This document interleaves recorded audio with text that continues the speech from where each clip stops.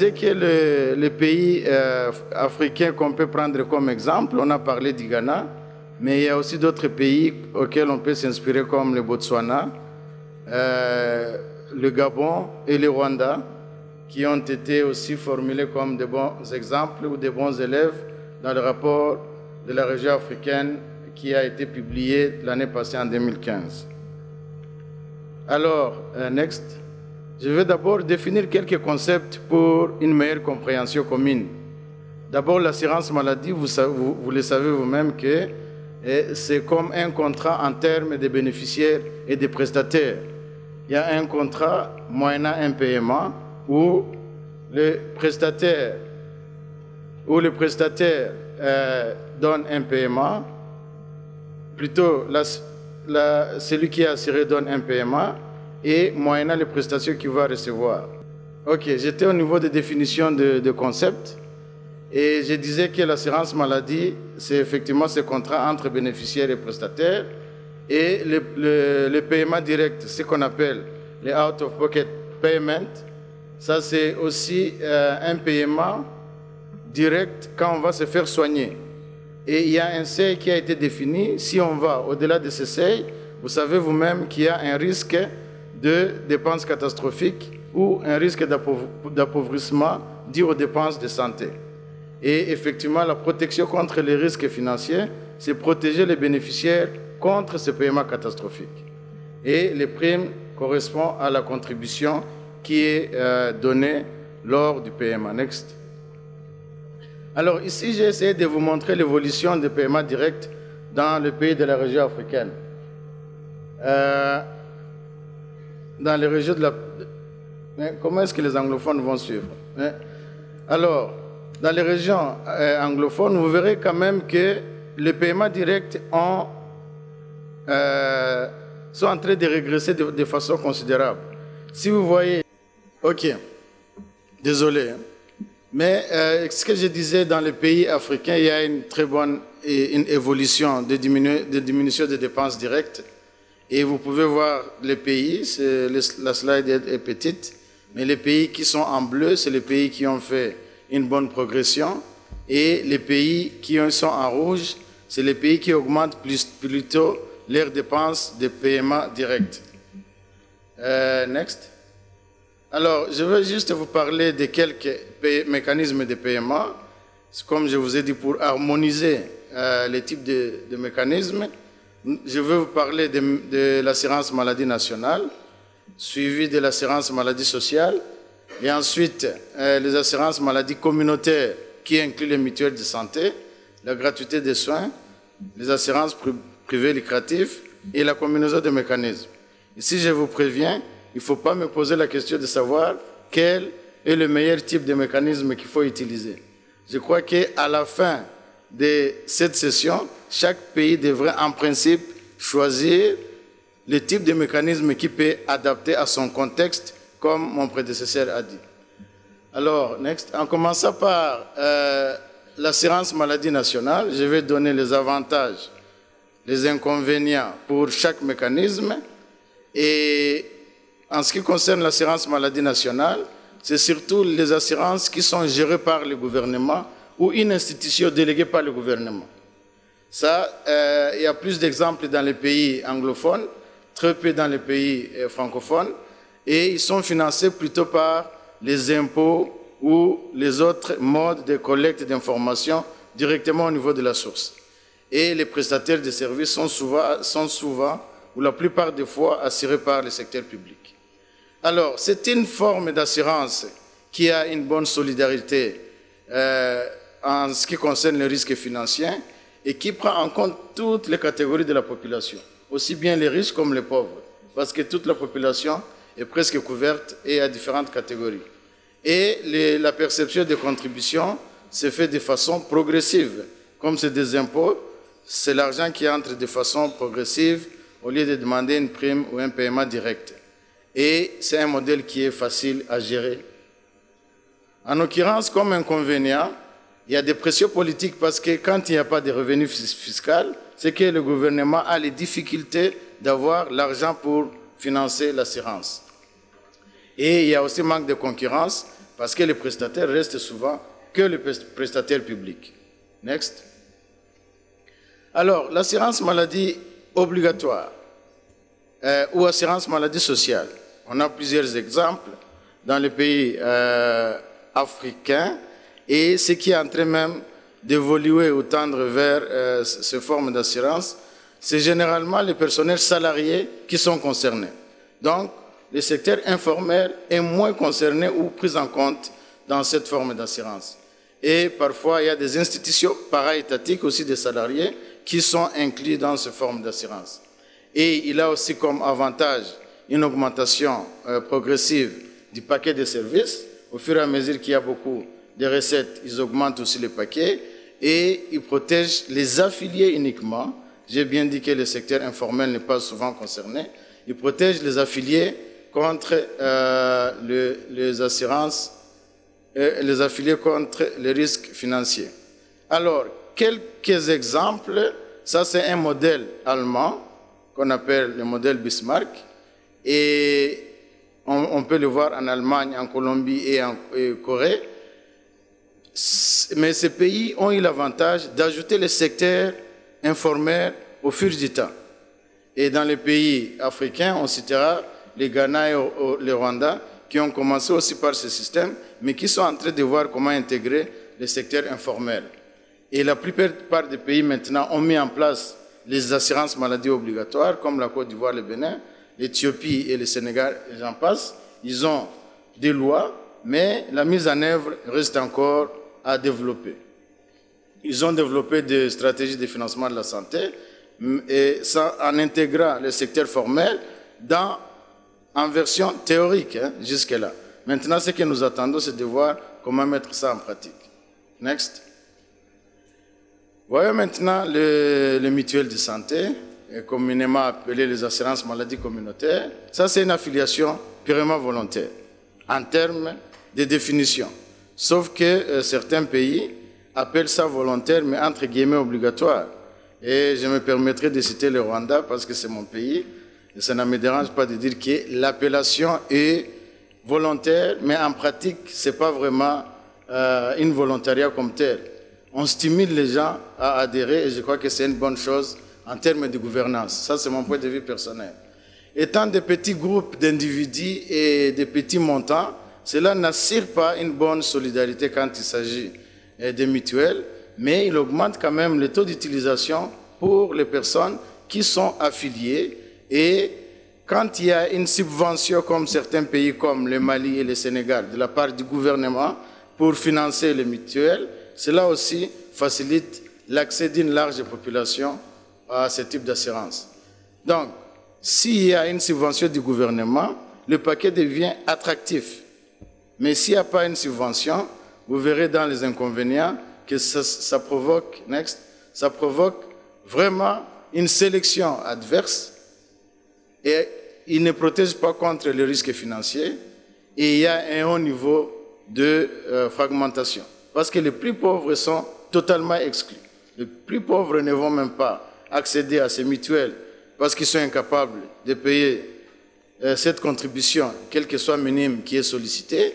Et en règle générale, le taux de contribution est uniforme. C'est aussi une forme d'inéquité parce que tous les villageois n'ont pas non plus les mêmes capacités à payer. Même si on leur demande de payer la même chose, nous avons suivi l'exemple du Rwanda où il y a une certaine catégorisation. Pourquoi? Parce que cette catégorisation montre aussi qu'il y a une différence en interne au niveau de la population. Donc vous voyez que ça constitue un cercle vicieux. Suite à une faible contribution, il y aura toujours faible contribution, faible utilisation, et cela vraiment n'est pas un modèle que nous encourageons beaucoup. Si elle fonctionne, en elle seule, je souligne. Suivant. Maintenant, parlons de la gratuité des soins. Ça, c'est un modèle qui a été mis en place par la plupart des pays africains pour progresser vers les OMD. Depuis 2004 jusqu'en 2011, il y a les formes de gratuité totale et les formes de gratuité ciblée. Pour ce qui est des gratuités totales, nous avons quelques pays comme le Libéria et l'Ouganda qui donnent les services au niveau primaire de façon gratuite. la Zambie qui donne ça au niveau rural, la Côte d'Ivoire qui a fait ça en période post-électorale, mais il y a aussi des gratuités ciblées en termes de maladies comme la vaccination, les pallies, la dialyse que le Sénégal a cité, et la plupart des pays qui sont représentés ici ont une ou une autre forme de gratuité. Suivant. Mais comme avantage, il augmente effectivement, il augmente l'utilisation des services pour les gens qui ont les services, avec effectivement la possibilité d'avoir des médicaments. Mais s'il n'y a pas de médicaments, ça c'est un problème. On a visité des pays africains qui déclarent la gratuité sans service, qui déclarent la gratuité sans médicaments. Ça, c'est déplorable et ce n'est pas une gratuité. Et l'inconvénient, effectivement, c'est la durabilité du mécanisme, surtout quand il s'agit d'une gratuité totale. Et les évidences montrent même qu'il y a des effets pervers et des effets pervers dans ce mécanisme. Next. Alors, il y a d'autres mécanismes qui ont été cités, comme le fonds d'équité, surtout qu'on met ensemble pour les pauvres. Il y a les subsides de cotisation aux assurances maladie. Il y a les bons et les bons qu'on donne pour les soins de santé, surtout pour la planification familiale et les consultations prénatales pour encourager les femmes à utiliser ces services, et les transferts conditionnés, surtout pour les services de base, comme pour encourager les gens à augmenter leur niveau éducationnel ou à fréquenter les services de santé. Next. Alors, il y a les assurances maladie à but lucratif. Ça, je peux dire, résumer que c'est les assurances des riches, hein, parce que c'est souvent les assurances complémentaires.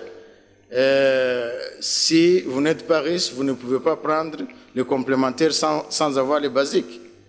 Et donc, c'est une assurance qui crée un système d'inéquité qui ne fait qu'orienter le système vers une fragmentation. Et on a eu l'exemple dans la présentation de ce matin de l'Afrique du Sud et de la Namibie pour ce qui concerne l'Afrique. Next.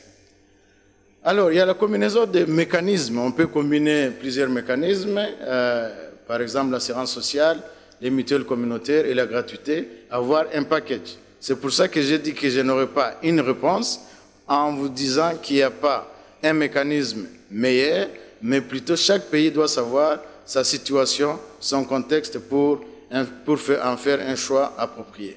Évidemment, il faut reconnaître que le choix de l'assurance de mécanismes combinés est difficile et les coûts potentiellement restrictifs selon les taux de contribution. The last one, le dernier, c'est juste quelques messages clés que je vais partager avec vous. Le premier message à prendre en compte, il faut savoir que l'assurance maladie nationale financée par les taxes et impôts est une forme de solidarité qui est très bonne parce qu'il prend en compte, comme je l'ai dit, toutes les catégories de la population. Il prend en compte toutes les catégories de la population. Si on arrive à mettre en place ce type d'assurance, c'est recommandé même dans le rapport de l'OMS 2010, l'assurance maladie essaye de prendre toute la population. En ce qui concerne l'assurance maladie sociale, oui, il prend en compte le secteur formel, mais si on arrive à intégrer le secteur informel, ça aussi, ça peut faciliter une bonne progression vers la couverture sanitaire universelle. En ce qui concerne les régimes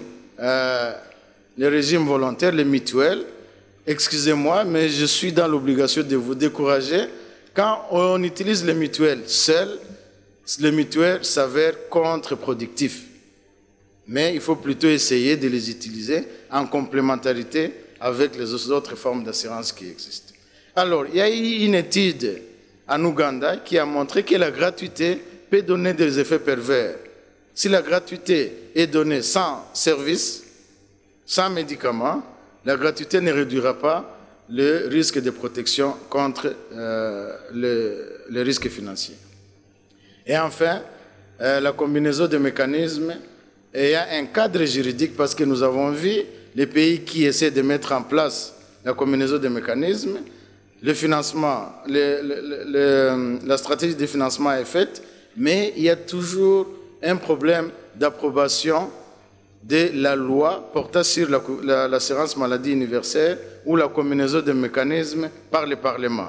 Donc, s'il vous plaît, essayez d'intégrer les parlementaires dès le démarrage du processus parce qu'ils sont partie prenante et ils ont un grand rôle à jouer dans le processus. Je vous remercie.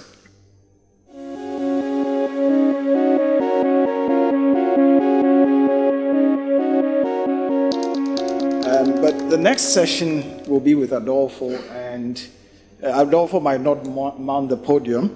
We're going to adopt an interview-style, strategy for this next session. So, Adolfo, you have been involved in the celebrated Seguro Popular of Mexico. And I'm just going to ask you a few questions about this, and interactively, we'll try to bring up some lessons for the audience. Certainly, when it comes to coverage, I know that 3 countries, Mexico, Ghana, and Turkey, started reforms around the same time. We've gone in different trajectories. I think Mexico is about, or has even achieved universal health coverage. Just thank the organizers for inviting me to be here today and take a very long trip here to Ghana. And let me share with you that actually my grandfather was in Ghana many years ago in the 60s, just after your independence. And my grandfather was a physician, and he was an expert on malaria. And fortunately now my participation here doesn't have to do with malaria, although you still have some issues in malaria here in Ghana, and is more focused on financial protection. And let me just, to get back to the chairman's question, Seguro Popular was basically created as a voluntary health insurance scheme to address under coverage. No, it's not working. To address undercover to half of the population in Mexico. Historically, health insurance has been provided through Social Security, which is the one you see on the left-hand side, but half of the population, which is roughly about 50 million at that time when Seguro Popular was created in 2003. Now we have a population of 120 million, so Mexico is a big country. It's a very heterogeneous country, and the Mexican health system was built basically in 1943 through a social security scheme, and the other half of the population basically received assistance. They were not formally insured. So the main reason behind, or the main logic behind Seguro Popular was to provide a public health insurance scheme to that half of the population that historically was not protected. And just to give you an idea of how coverage was before Seguro Popular started, almost 60% of the population was not insured. Only about roughly 32% were covered by the main social security institution, which is IMSS, which covers basically formally employed, and a little bit from those that are federally employed by the other institution, which is called ISSSTE. So we had quite a challenge before us when Seguro Popular started. And probably the most important issue and that helped us convince the Ministry of Finance to give us additional resources for health was this slide, which showed that at that time out-of-pocket expenses was 55% of the total of health expenditures. Only 42% was for public, and of that 42%, 61% went to Social Security. And the other strong argument we had with and helped us convince the Minister of Finance, it was that Mexico was an underfunded health system. Compared to other Latin American countries, given our level of economic development, at that time we have a GDP of nearly 6%, of which I already showed you half was only public. And when at that time the Latin American average was nearly 7%. And so that was very two strong arguments that help us convince the Ministry of Finance to give us additional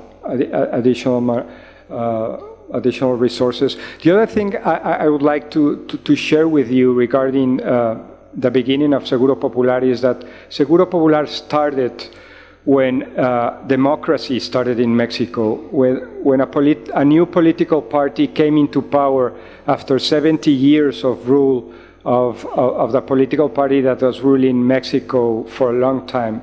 And so actually the other thing that helped us push forward the health agenda was to call it, the government adopted the flag of not only democratization on politics, but also the democratization of health, because there was a profound social injustice given that only half of the population was formally insured. And the other point I would like to raise at this point is that there was a very interesting convergence between politics and academics. Before Seguro Popular started, there was a small team of researchers that was headed by Julio Frenk, who before becoming the Minister of Health was at WHO, developing this this framework about this issue about financial protection. So this was really truly an alignment of the stars that help us push forward the agenda and to start implementing Seguro Popular. Yeah, so I just got something from your presentation that tied to the previous session. The fact that the way you make the argument is to use the fact of a non-covered population as the argument to push for government to put more resources in covering healthcare needs of the people. I mean, you push the same argument in Mexico, the way I see it. Yes, that's correct. Yeah, okay. So I think that's a big lesson for everybody, but we'll come back to the real issues. I mean, I saw coverage of the populations, but when you set up Seguro Popular, what really did you set it up to achieve? What were your main goals I mean, what did you intend to achieve? We actually had very specific goals to achieve, and you can see them in the slide here. And as I said before, the most important one was actually to democratize, to make health, to make the health, to move forward towards enforcing the right to universal healthcare. And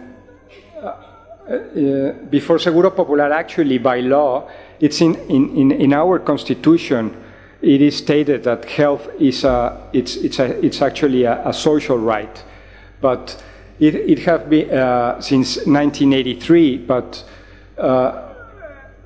we only managed to actually translate that into real coverage until Seguro Popular was created. Another important objective was to increase public health expenditures gradually, but with these principles in mind, being fiscally responsible and something that that it's in everybody's minds today, to be financially sustainable. A third objective was, of course, to provide health financial protection to everyone, as I said before, and especially the poor. Those that were not covered by Seguro Popular are mostly poor. And just to give you an idea of who is covered now, about roughly 90% of the people that are enrolled, which constitute nearly half of the population, lie between the first three deciles of the income distribution. So medical care and public health, but which as all countries suffer, most money goes to hospital care, and Seguro Popular tried to reverse that that situation. Unfortunately, we didn't do as good a job as we expected, but we made some advances on that front. And finally, we wanted to create incentives to meet health expectations and needs of the population. Seguro, the health benefit package of the population, was tailored to the needs of this population. We used focus groups to assess what people were expecting of a public health insurance, such as Seguro Popular, and we also conducted a national health survey. So that made us to tailor to make a better a program regarding coverage, and probably the most important benefit that people were expecting when we first started Seguro Popular, both from the focus groups and from the survey, was pharmaceuticals. Pharmaceuticals actually was what explained that such a high out-of-pocket expenditure before Seguro Popular started. And currently, if you remember that slide I showed you earlier, almost 60% were not covered. I'm sorry.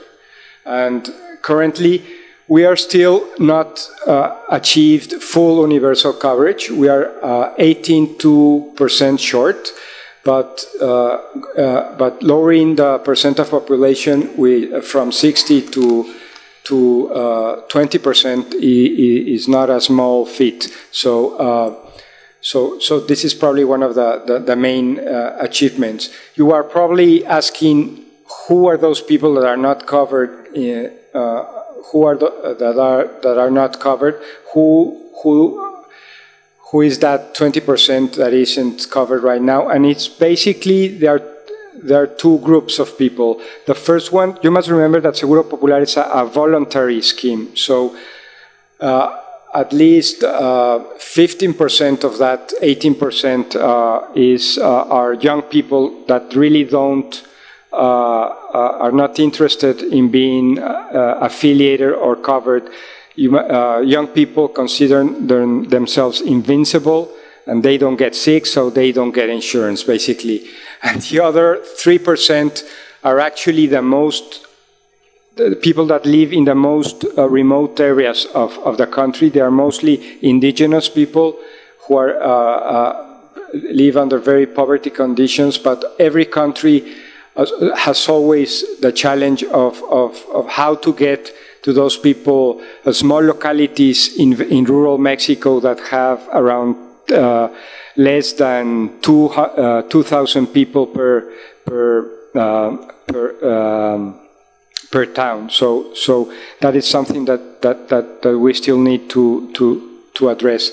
Another achievement, of course, was that we gradually raised additional financial resources for health. And as you can see on the red bars, those are Seguro Popular. The financial resources increased at least threefold, and we also reduced the financial equity that existed before compared to the Social Security schemes. You can see this more clearly on the next slide. And before Seguro Popular, almost 70% of public health expenditures went to Social Security, and right now we're almost half and half compared to Social Security. So the financial inequity that existed before Seguro Popular was actually reduced. Another achievement, as I told you before, pharmaceuticals was one of the main issues that people wanted to be addressed by Seguro Popular, and we have been able to raise the full prescription or the full supply of drugs to the population to at least 80%. Before Seguro Popular, it was around 60%. But as you can see from this figure, we are still 25 states short out of the 32 states total to reach our goal of at least 90% of receiving a full supply of needed drugs that are being prescribed by Seguro Popular. And this is a last slide regarding achievements, and it's an important one because it shows how we have been able to provide financial protection through Seguro Popular. The blue line shows how out-of-pocket expenditures have been reduced from little above 50% to 44% now. And unfortunately, these figures should have been lower. Our target was at least 30 or 20%. And the main reason for this is that many people seek care in the private sector, especially to buy drugs and to receive ambulatory care. I'm showing you a slide that shows you this a little bit later. But the other achievement was to lower catastrophic expenditures. Catastrophic expenditures were lowered from 3.6 to at least 2.1 in 2014, and this was basically for coverage through pregnancies and through cancers that we have been able to lower that figure of catastrophic healthcare expenditures. So would you say that everything has been rosy? I'm sure you've had your fair share of challenges. I mean, going forward, what are the challenges you have to confront with? Yes. But where are we currently now? It's we are actually when this administration began, it was on the political agenda to embark in a new phase of reform in order to integrate better the system. And these were the three main challenges that we are addressing right now. Probably the most I don't know if the most important one, but the most feasible one, it's using resources more efficiently. Seguro Popular has managed to actually collect a lot of resources for health, but we still need to do a better job on getting more health for the money we get, and this is something that I need to stress because. Another thing that also helped us with the Ministry of Health and with the new president that is now in place is that the fact of being able to show results, positive results, has allowed us to keep the health on the agenda, on the political agenda. So evidence, it's very important for that. And now what we are working on is it's actually to be more efficient, but probably the greatest challenge is the second one, which is ensuring effective access with quality. We haven't been able to do the best job on actually translating those financial resources into effective care. And in the next slide, you see that. The next slide shows that it doesn't matter if you are in Social Security or in Seguro Popular, at least 30% of the population still seeks care in the private sector, and this is basically to receive ambulatory care, primary care, and especially to get the medicines, the drugs you need. And I think Ghana has a similar challenge. I was yesterday in the market talking to some of the vendors, and I asked them about the NHIS, and they told me the NHIS has done a very good job. We are very grateful for it. But when we go to the healthcare facilities and we ask for the drugs that we need, they have aspirins, they have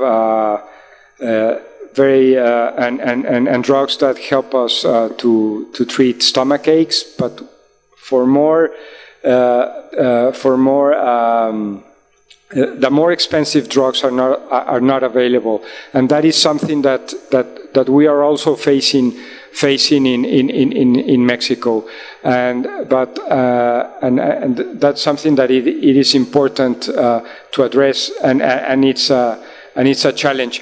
So something we are we are doing now, actually, it's trying we have been able to make bulk purchasing of drugs so that we can, with the money that we have, we can afford to buy more drugs and to even do a better job in providing the healthcare, the drugs that people need. And finally, the last challenge, it's, the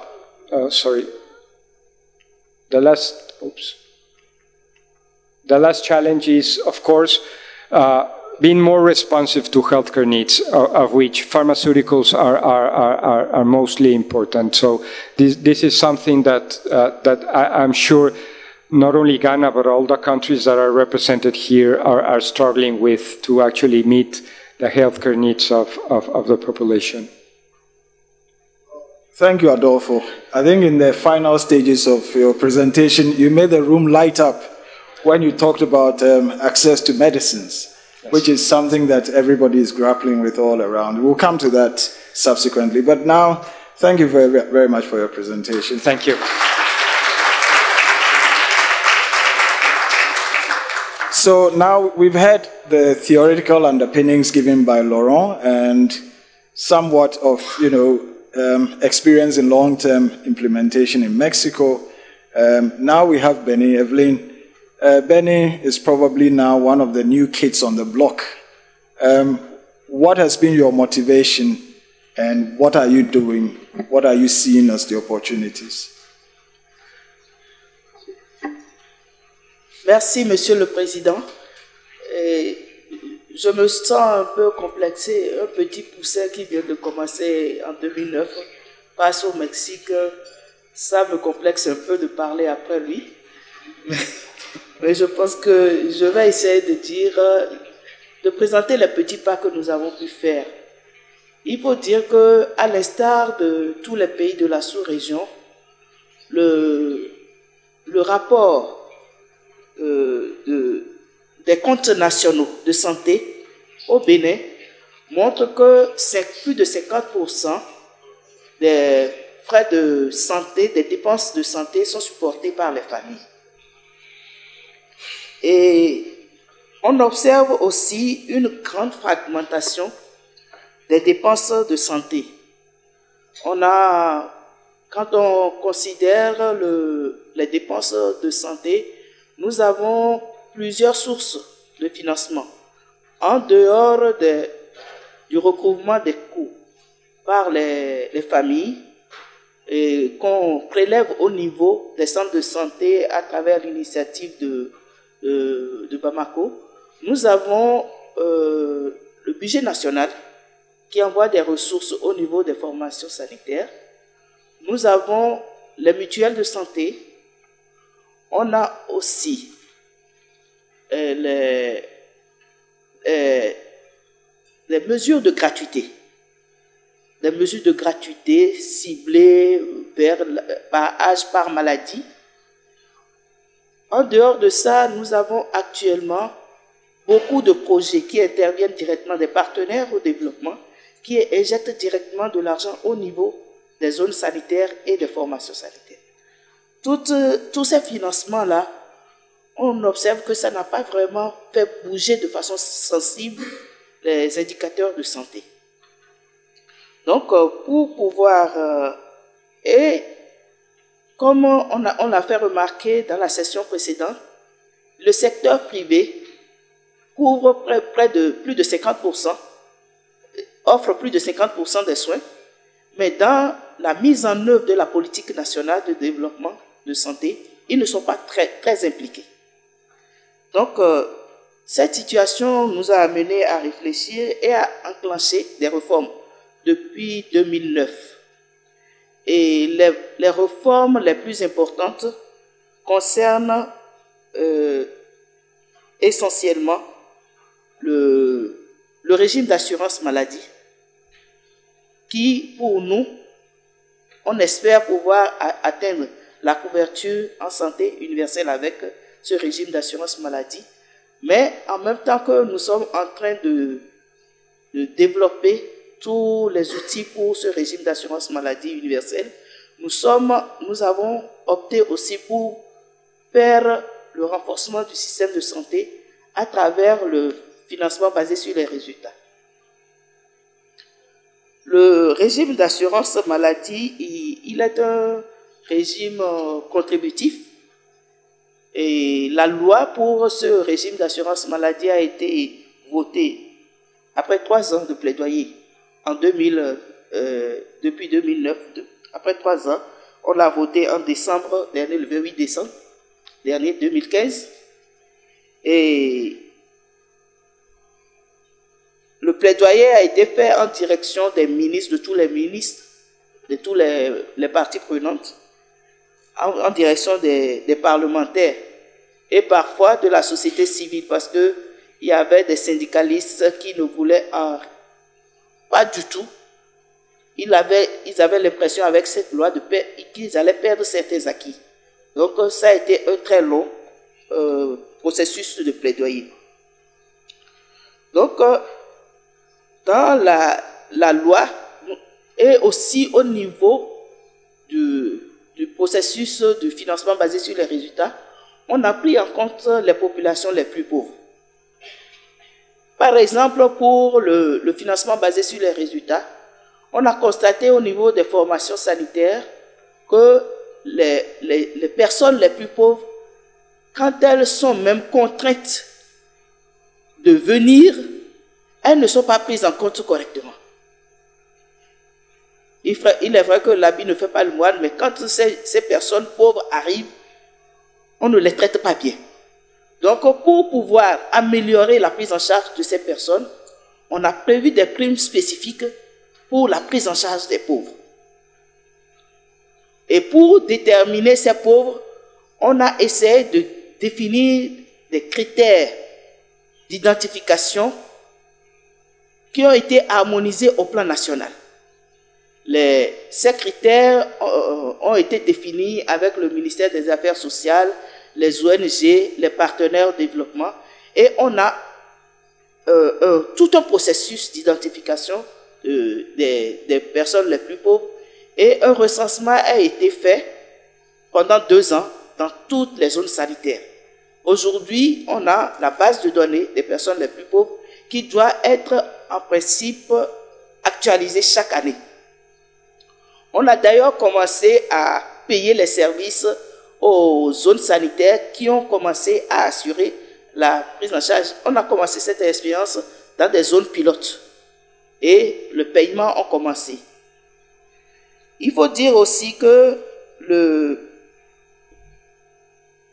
l'implication du secteur privé aussi a commencé. L'implication du secteur privé, parce que pour le FBR surtout, parce que pour les pauvres, on n'a pas encore vraiment évalué l'expérimentation qui est en cours. Mais pour le FBR, nous avons commencé l'implication du secteur privé avec toutes les limites du secteur privé, les cliniques qui ne sont pas autorisées. Il y a des questions non résolues sur lesquelles des groupes techniques de travail réfléchissent actuellement. On se demande quelle doit être l'interface entre le RAMU et le financement basé sur les résultats à long terme. Quelle devrait être l'interface entre le RAMU et les mutuelles de santé qui étaient sur le terrain depuis plusieurs années? Comment réduire la fragmentation des ressources? Comme l'a dit tout à l'heure, comme au Mexique, on a cette fragmentation, les contributions communautaires du gouvernement, les primes, les mesures de gratuité, les dons, pour améliorer l'efficience des dépenses. Voilà, en quelques mots, ce qui est fait au Bénin. Merci. Well, I can really tell from the experiences you shared, Evelyn, that every country is ahead of each other. I mean, there are things that you're doing extremely well. We have lessons to learn from you. At this moment, I'd like to invite questions from the floor. We will take 3 questions, and thereafter, I will summarize the session. I can see a hand over there. Thank you. Afternoon. My name is Mbaye. Non, je vais parler en français. je suis au Sénégal, ils ont bien voulu m'accueillir, mais en fait, je ne suis pas là pour le Sénégal, je suis là pour WAHO, pour l'OAS en français, Organisation Ouest Africaine de la Santé. En fait, la dame du Bénin en a parlé. Il y a un mot-clé que j'attendais depuis ce matin, en fait, c'est le secteur privé. Mais quand on parle de secteur privé, en fait, je ne l'entendais pas. Et ça aussi, je pense que M. Pablo Marquez et Abdou vont peut-être en parler un peu. Je crois que depuis 2004, on parle de ces questions de partenariat public-privé, implication du privé dans la santé. Et j'ai l'impression qu'on tourne en rond. On tourne en rond parce qu'en fait, les questions essentielles, on ne les pose pas. En termes de leadership, quand est-ce qu'on posera la question du rôle de leadership privé dans ces questions de santé? Parce que souvent on dit on va increase, mais en fait augmenter de 1 à 3%, c'est increase. Mais quand on voit en fait qu'en termes de fréquentation, 60% des fréquentations des populations vont vers le privé, on peut se poser la question de dire quand est-ce qu'on va effectivement demander au privé de gérer. Parce qu'en fait, beaucoup de questions ont été soulevées depuis les présentations de ce matin, et on a les questions qui reviennent. Sustainability, quand est-ce qu'on va pérenniser les ressources, comment est-ce qu'on va les gérer mieux? Et ça, je pense que j'ai été content de voir hier soir dans le document du Rwanda qu'ils sont en train de réfléchir sur comment confier la gestion au secteur privé, ou au Rwanda Social Security Board. J'espère que le Rwanda aura le courage, parce que c'est un de mes pays préférés.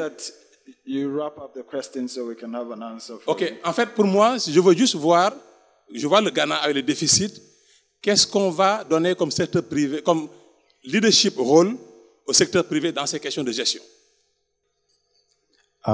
Thank you very much.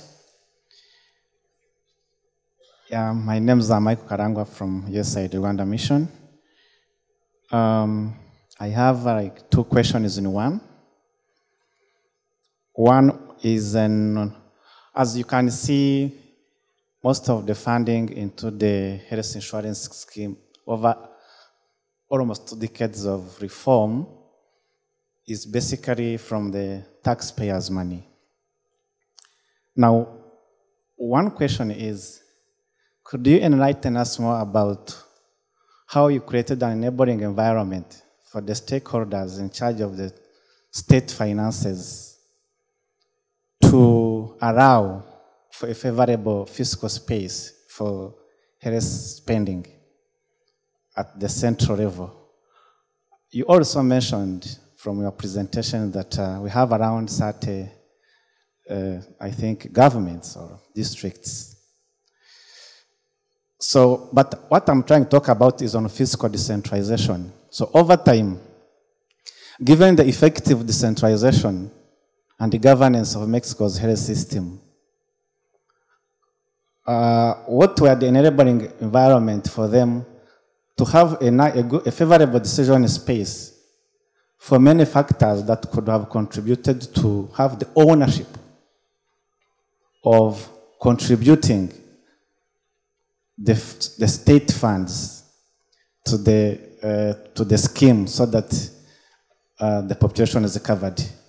We do understand the comparing factors that were in place, that's the undercoverage of the population, and the more importantly, the poor, as well as socio-economic inequalities, and maybe high level of discrepancies in health outcomes. Thank you. Thanks. I think I would have Laurent take the question on private sector leadership. From your experience, how do you see the private sector providing leadership for coverage? Okay, thank you, Chair. Effectivement, je crois que le secteur privé a un rôle capital dans l'organisation des services et plutôt dans ce mécanisme assurantiel. Mais néanmoins, on ne doit pas lui donner un pouvoir complet ou un pouvoir total. Pour moi, le gouvernement reste toujours un coordonnateur principal de la mise en œuvre de ce processus. Je suis désolé, je parle en tant qu'OMS, mais en suivant aussi mon expérience personnelle. Si on prend l'exemple de l'Afrique du Sud et de la Namibie, les données qui nous ont été présentées, où les secteurs publics et privés et le partenariat, vous voyez que 80% des ressources vont pour 20% de la population. Et 20% de la population, 80% des ressources pour 20% de la population. Et 20% de la population pauvre, 80% de la population pauvre ne reçoivent que 20% des ressources. Et ce que l'Afrique du Sud est en train de faire maintenant, c'est d'essayer d'inverser le système, d'équilibrer le système. Donc, il faut encourager l'intégration du secteur privé, mais sans pour autant lui donner un pouvoir total. Merci. Adolfo, two questions were directed to you. Let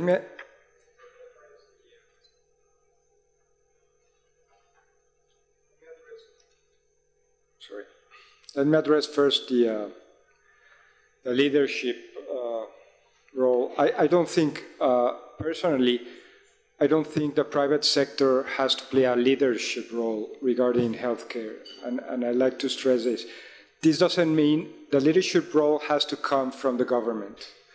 But that doesn't mean that the private sector can't have an important role in regarding healthcare, and I think they do.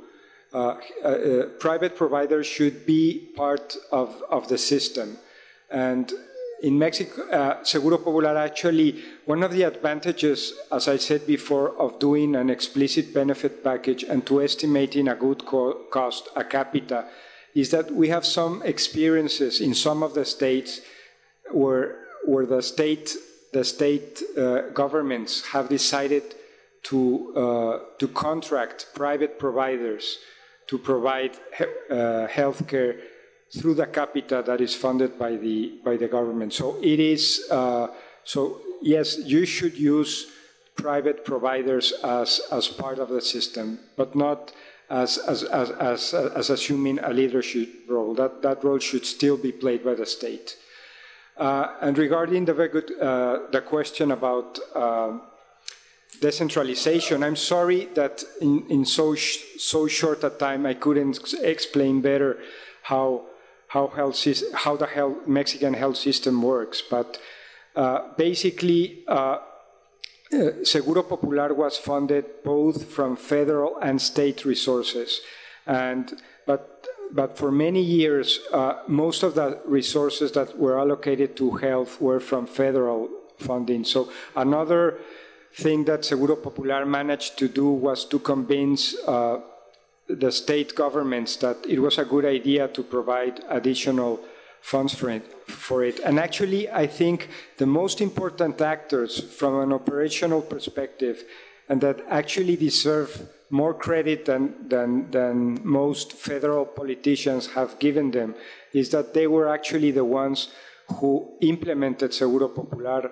and who actually adopted the program and made it real, not only but allocating resources from their own coffins, their own resources, but also by making real, by translating those resources into effective healthcare coverage. It is quite a challenge to conduct a program that is initially designed at the federal level, but I'm sure that Seguro Popular wouldn't be as successful as it has been in the past 13 years if the states haven't performed such an important role by actually delivering the services that Seguro Popular is financing. Well, there's a strand that came through the whole discussion that we had, and you might not have realized that. You mentioned about changes in political regimes. It does happen that by coincidence, Ghana, Mexico, Turkey share the same history. It came at a time when governments had changed and the whole thing about health coverage became a political discussion. Is it a coincidence or is it something that is important, I think, in the political transitions that we have? Laurent, just 1 minute. Can you share your experiences with us? Ok, je ne sais pas si je vais partager quelle expérience parce que je suis plutôt au niveau régional qu'au niveau d'un pays. Mais ce que vous dites est vrai, la réforme ou les changements parfois de gouvernement ou des États stimulent aussi les changements de politique. Pourquoi? Parce que le leadership des chefs des États aussi veulent montrer la différence. Et quand ils montrent la différence, ils vont montrer la différence dans un sens qui va en faveur de la population. Et je voudrais un peu revenir sur une question qui a été discutée, sur le rôle des techniciens. Je crois que nous, techniciens qui sommes dans la salle ici, nous devons plutôt produire des évidences et des matériels que nous devons vendre aux politiciens. Et quand nous vendons du bon matériel, je me rappelle au Rwanda, quand on a commencé à vendre le PBF, l'assurance maladie, c'était un outil que les chefs d'État utilisent aussi pour leur campagne. Et quand ça marche bien, ils continuent dans ce sens.